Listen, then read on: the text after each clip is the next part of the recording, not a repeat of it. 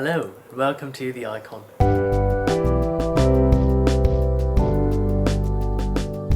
Have you ever wondered about the economic costs and benefits of immigration to the UK? Well, we read a book by Prof Jonathan Portes from King's College London called What Do We Know and What Should We Do About Immigration? We have Jonathan here with us today to answer some of our questions. Let's get right into it. I'm Jonathan Portes. I'm a professor of public policy and economics here at King's College London. I used to be a civil servant for most of my career, about 25 years in fact. And while I was a civil servant, I started working on immigration policy and economics back in the late 1990s. And although I did other things as well, I've been interested in it ever since. So since leaving the civil service, I have spent quite a bit of my time researching various aspects of immigration, free movement, labour mobility, Brexit, the economic impacts of immigration to the UK, and most recently the impact of the pandemic. So I hope that I have something to say on the topic, although I do tend to approach it from an economic perspective, and of course there are lots of other perspectives one might look at it as well. Hi, my name's Taya. Hi, I'm Josh.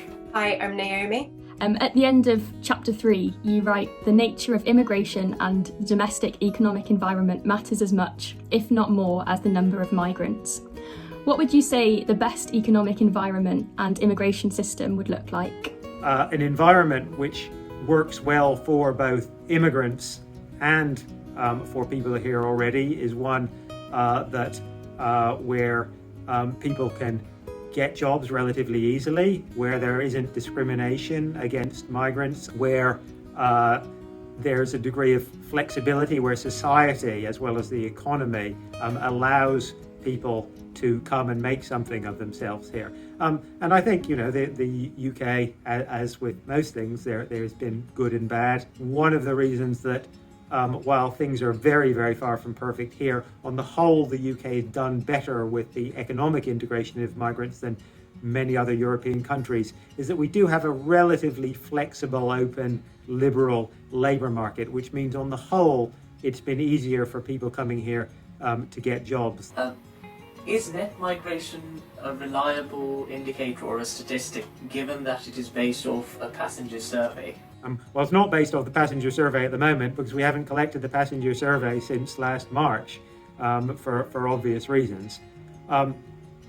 When we did collect the passenger survey, the net migration figures were, they were one statistic trying to measure one particular concept. Should we be that fixated on the net migration figures anyway? It's what we really do need to know is roughly how many people are in the country at any one time. We need some sort of fix on the overall population, and that I think we have never really had in this country. We've never had a population register as many other countries do. I think we should be a little less fixated on net migration and worry more about what the people who are actually here, how many people are here, what is their status, because it's that really matters from a sort of terms of planning public services, monitoring the state of the economy and so on. Speaking as an economist, so someone who sees the numbers and analyses them, what would you say is the biggest myth around immigration in British public discourse? There are a number of myths. So the sort of standard myth about migrants, whether here or elsewhere, is that they take our jobs and that they push down wages. And we know from economic analysis that the first just isn't true. We do sophisticated economic analysis to show that, but you can even see that from the headline figures that before the pandemic, we had very, very high sustained levels of net migration for a very long time, and indeed even higher than we thought at the time, and yet the employment rate for British people was at the highest level in recorded economic history.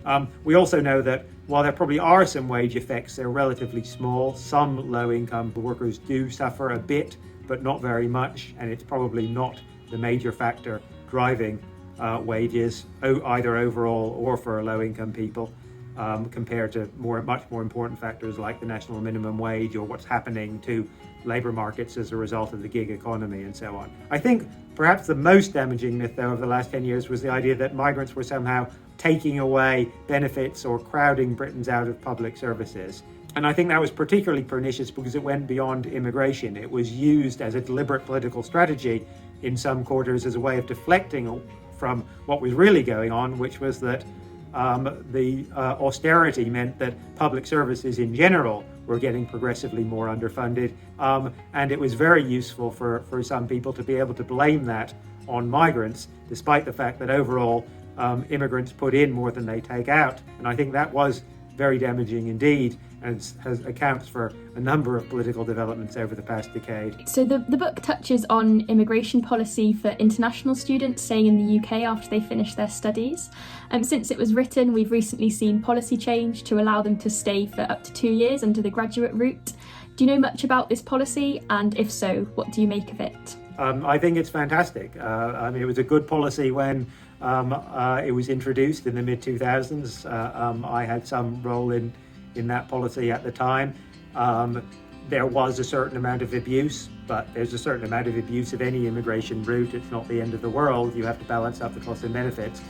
So there was some justification in restricting it, but the Theresa May decision to abolish it was a total disaster in my view.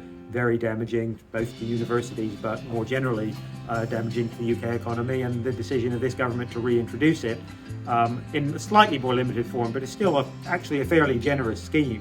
The newly introduced scheme I think is absolutely great, and I sincerely hope that many international students will take advantage of it. We hear quite often a view that outward migration from developing countries is adverse for them because it results in brain drain.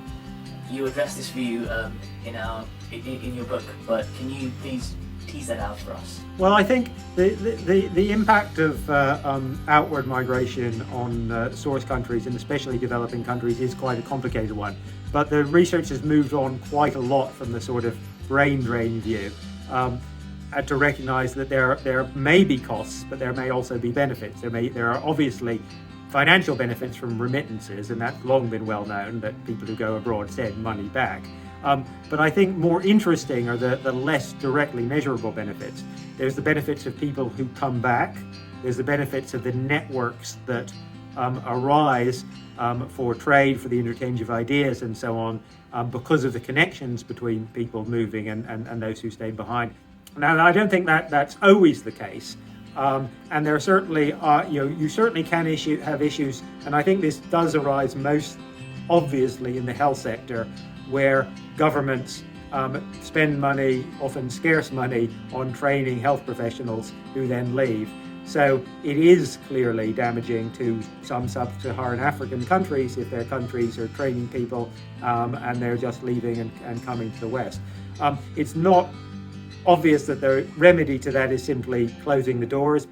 People don't typically leave just for the sake of it. They leave because the working conditions in their origin countries aren't great. So simply closing the doors isn't necessarily the remedy. But I think the UK NHS has a pretty good policy on this. We do recruit nurses from the Philippines.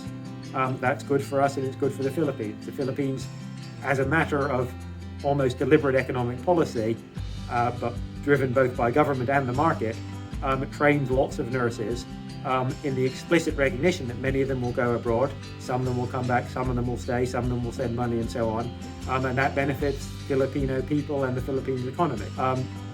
We also recruit nurses and doctors from states in India where there are no domestic shortages. We don't recruit nurses and doctors from some countries in sub-Saharan Africa where there are very real shortages, and it would be damaging to the domestic health services. And I think that's a reasonable balance. In the conclusion of your book, you say at the time of writing, which I'm guessing was 2018 or 2019, public attitudes towards immigration are actually the most positive they've been in decades, and we have a window of opportunity to reset not just immigration policy, but our broader perspective.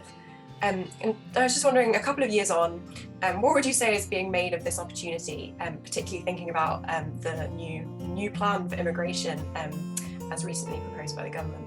Well, as with all these things, it's a mixed bag. So, I mean, I think there are some big positives, actually. So public opinion has become even more positive since then. What we have seen since then is that the new immigration system, as announced by the government, the post-Brexit immigration system, is much more liberal than the system that was being proposed at the time I wrote the book. And then I think the second really positive thing is the offer to people coming from Hong Kong. You refer to the new plan on immigration. As with previous episodes of this sort, it may not make that much difference in the medium run, because the government will still be constrained by various human rights and legal obligations, and by to some extent public opinion. So just coming back to something you touched on earlier around the blame shifting from political decisions on allocating resources to decisions on immigration as being the problem. How do we effectively advocate for change in relation to immigration when it seems so wrapped up in wider political issues?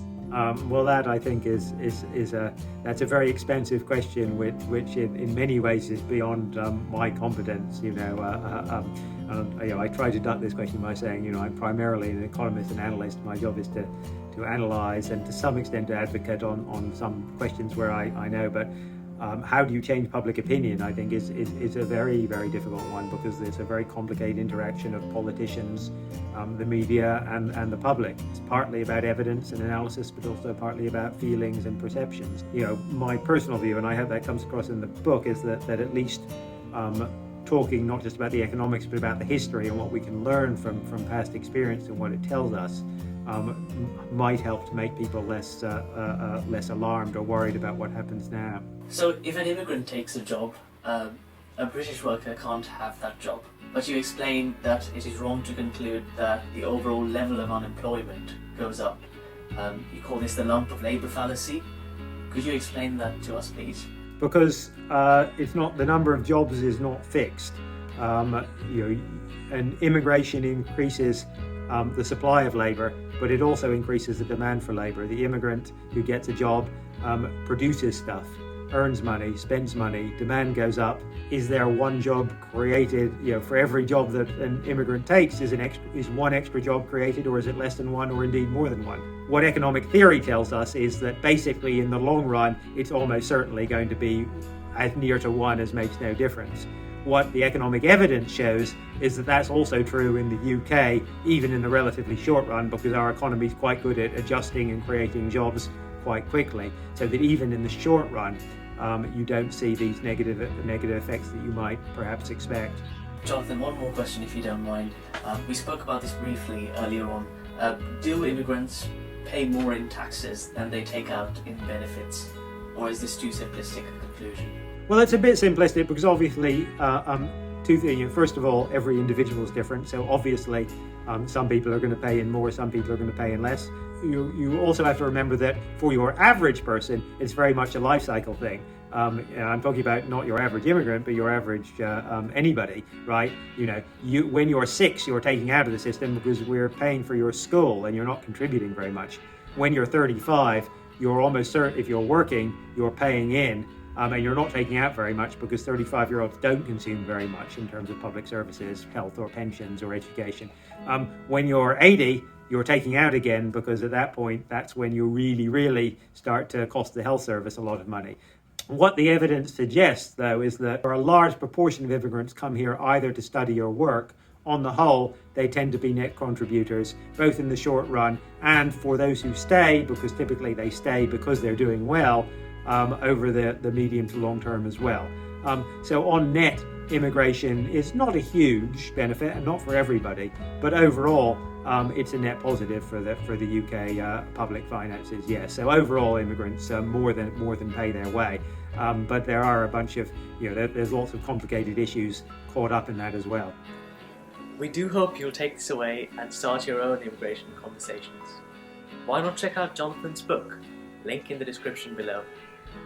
Don't forget to give this video a like and hit the subscribe button if you haven't already.